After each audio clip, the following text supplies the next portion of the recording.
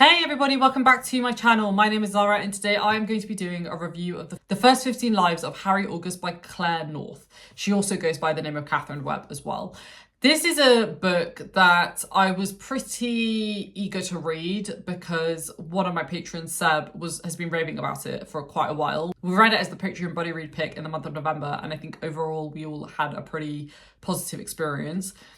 I was very wary going into this book because I had read a sample of it previously and it does read quite like hard sci-fi in my opinion. There's quite a lot of technical terminology. It's quite meta as well. It's very philosophical. And I think often when you combine all those things together, it can become very dense. It can feel like a very unpleasant read. So I was wary, I was a bit concerned, and I was still though quite eagerly anticipating reading this book because I've had it on my list for quite long.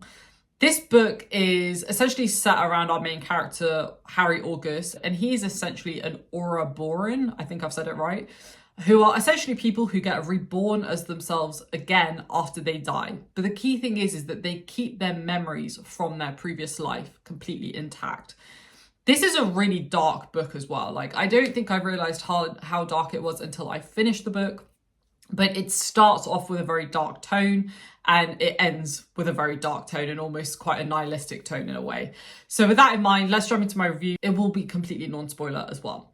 So let's talk about the writing. As I mentioned, I was concerned about this being very dense. And I have to say, I think Claire North did an absolutely wonderful job of balancing out the very kind of technical, scientific side to this book with the more philosophical side.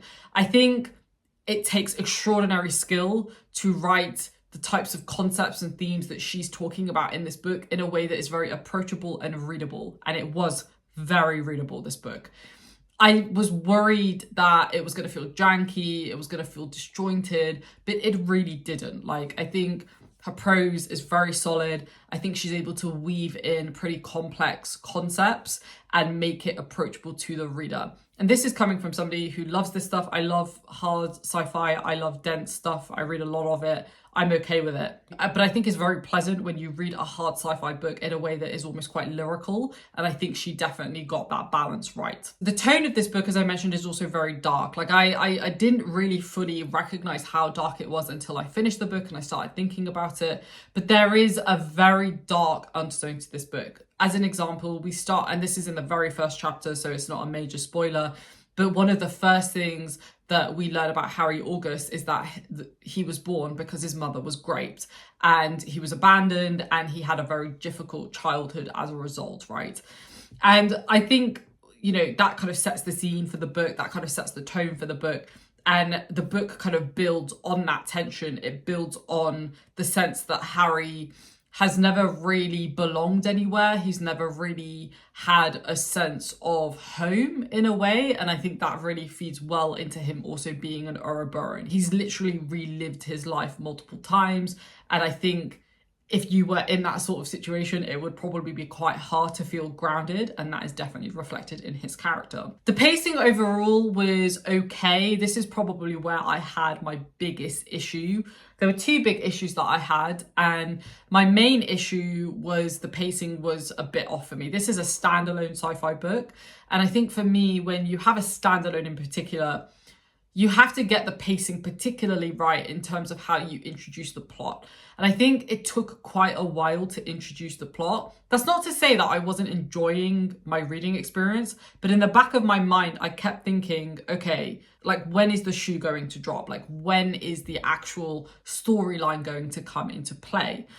And it took a lot longer than I thought it would. I think it was past about the 30 to 35% mark, which again, I think if it was a trilogy or even a duology, I'd be like, cool, because we've got additional books to explore this. But this is a standalone, and I just think it took a little bit too long pacing wise to get to where, you know, I think we should have been. That also brings me on to the ending of this book. I think the ending of the book was also a little bit rushed. Like, again, I think the middle was paced really well, but I think the beginning and the endings and how certain events played out just kind of, on the one hand, happened really slowly at the start, and then on the other hand, happened really fast at the end. And I think it kind of was a bit of a disservice to how good the actual book is.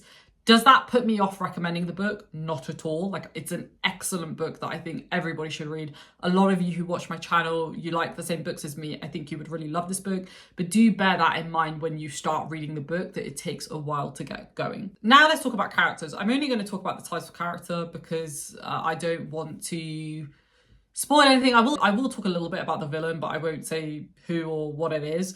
But Harry, to me, is the sort of character that I feel very conflicted about. Because on the one hand, he's a compelling character given his backstory, given that he's an Ouroboran, given that he is, you know, this person who almost has infinite wisdom because he's constantly being reborn with his memories intact, which I think is a really interesting concept. On the other hand, I found him to be quite dull in a way.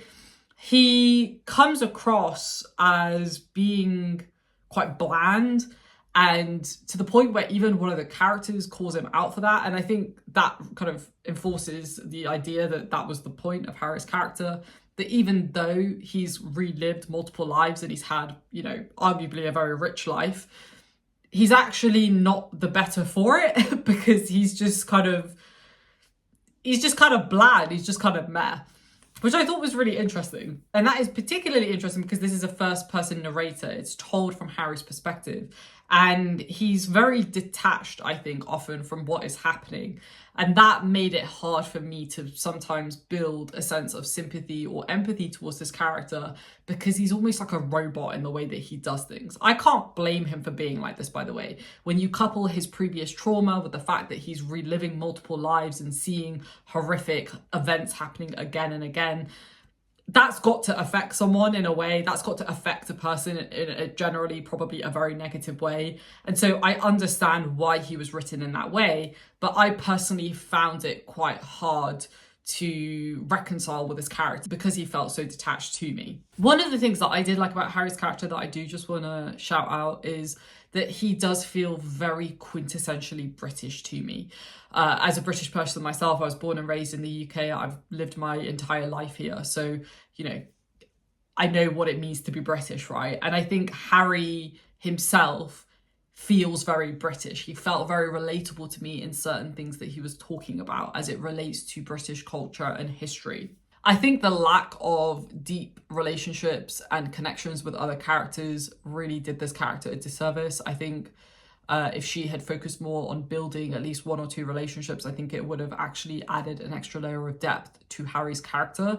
Again, I'm kind of focusing on the negative here, but I think he's well written, but I think there were certain things that could have been done a bit differently to have made his character even stronger. The other characters in this book, because there is a pretty broad secondary cast of characters, also felt a little bit one-dimensional. Maybe that's the point. Maybe that's the point, that even these characters are living multiple lives. It doesn't actually do anything for them. They still end up being very one-dimensional individuals.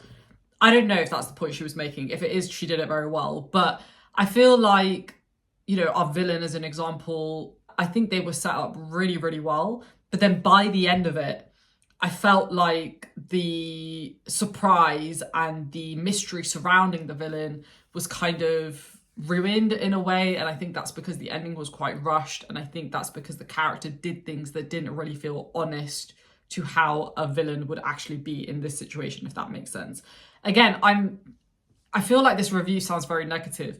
I don't mean it to be. I think the villain was written very well in general, but I think there was, again, a misalignment of their motivations with like what was actually happening in the book, if that makes sense, that felt a little bit disconnected. Let's talk about like themes and some of the questions that are discussed in this book. Like, one of the things that I really liked about this book is the whole kind of idea around like time travel, and also how the Ouroborans actually impact society and how they can impact different timelines.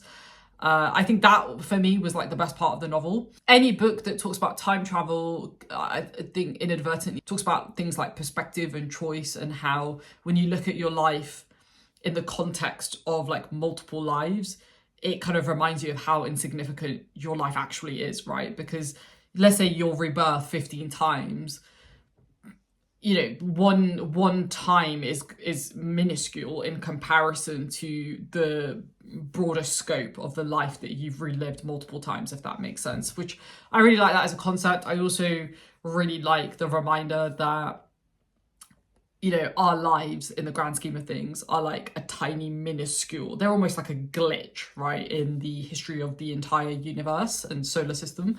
And I think that was captured really well. Like, I don't think she's necessarily calls that out very obviously, but I think it's kind of implied that human life is just such a tiny portion of like the grand scheme of things. I think that my favorite question that this book brought up, and this is something that we briefly discussed in my Discord as well, is around how, like, if everything is constantly resetting and if everybody has the chance to live another life, then what does it all really matter? Like, because if you have another chance, how does that like dictate your behavior in that specific moment or in that specific life? Like, I think that's such a fascinating question. If you are told that it doesn't really matter and you're going to get another opportunity, like, how does that impact you as an individual and how you go about living your life and meeting the people that you meet and doing the things that you do? Like, I think that's such an interesting question that it did actually make me think about quite a lot. I ended up writing up some stuff about it. I do think she does a really good job of weaving the thematic work into this world, because you have to do it in a way that's subtle. You have to do it in a way that feels very natural to the characters. And I think she does that very, very well. And it doesn't feel like she's trying to give a particular message. It's just that these are what the individual characters are trying to come to terms with. So overall, I really like this book. I have been debating doing a spoiler-filled video about this book, but I'm not sure if I'm going to. So if anybody is particularly interested in that, feel free to let me know down below. But if you have read this book and you want to talk about it, feel free to also message me on any of my social media channels. This is a really great book, I think, for people who, you know, like philosophy and science in their books. Like, I really recommend it to people who like dark sci-fi as well, and also dark fantasy, because even though this is a sci-fi book, I think a lot of you who read fantasy will also really enjoy it. I think this book does a really good job of showcasing Claire North's talent. Like, I think she's very, very talented. I'm very keen to read some of her other stuff, and I definitely will pick up some of her other stuff, but also keep an eye out on what she's working on at the moment. Again, I did have issues with it, but I think overall this was like a really solid read that ultimately posed some really fascinating questions around like what it means to live. How does our childhood inform that? That's actually something that I forgot to mention around the themes. Like, there's a lot around childhood and trauma and how that informs how we approach our lives, how it informs how we are with other people. Like, again, I think she's very good at interweaving lots of different things in a way that feels supernatural. So overall, I gave this book 4 stars, very solid. As I mentioned, definitely going to read more Claire North as a result of this. Again, I think a lot of you who watch my channel will actually really enjoy this book, so definitely consider picking it up. If you have read this book, I know a few of you have, feel free to leave a comment down below and we can take the conversation down there. Thanks for watching, folks. I hope this was informative. If you did like it, please do give it a thumbs up, and I will see you in my next video very soon. Take care and stay safe. Bye.